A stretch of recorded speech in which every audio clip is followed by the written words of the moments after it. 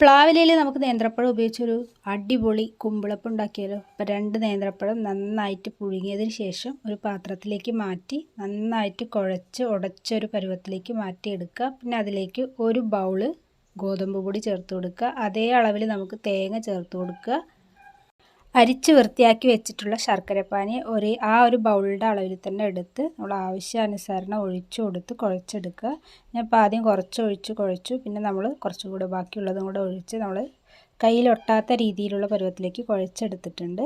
പിന്നെ നമുക്ക് ആവശ്യമായിട്ടുള്ളത് പ്ലാവിൻ്റെ ഇലയാണ്. ആ പ്ലാവിൻ്റെ ഇല നമ്മൾ ഈ കാണുന്ന രീതിയിൽ മാറ്റിയതിന് ശേഷം നമ്മൾ അതിലേക്ക് ഈർക്കിൽ കൊണ്ട് ഒന്ന് ടൈ ആക്കി കൊടുക്കുക. പിന്നെ നമ്മൾ നേരത്തെ കുഴച്ച് വെച്ച മാവ് അതിലേക്ക് ചേർത്ത് ഒന്ന് അമർത്തി സെറ്റാക്കി കൊടുത്തതിന് ശേഷം ആവിയിൽ ഒരു 10-15 മിനിറ്റ് വേവിച്ചെടുത്തു കഴിഞ്ഞാൽ നമ്മുടെ പ്ലാവിലയിലുള്ള കുമ്പിളപ്പം റെഡിയാണ് കേട്ടോ. ഓയിലോ നെയ്യോ ഒന്നും നമ്മൾ ചേർത്തിട്ടില്ല, അതുകൊണ്ട് തന്നെ ഹെൽത്തി ആയിട്ടുള്ളൊരു കുമ്പിളപ്പമാണ്. അപ്പോൾ എല്ലാവരും ട്രൈ ചെയ്ത് നോക്കുക. നമ്മുടെ ചാനൽ ഇഷ്ടമായെങ്കിൽ സബ്സ്ക്രൈബ് ചെയ്യുക, സപ്പോർട്ട് ചെയ്യുക.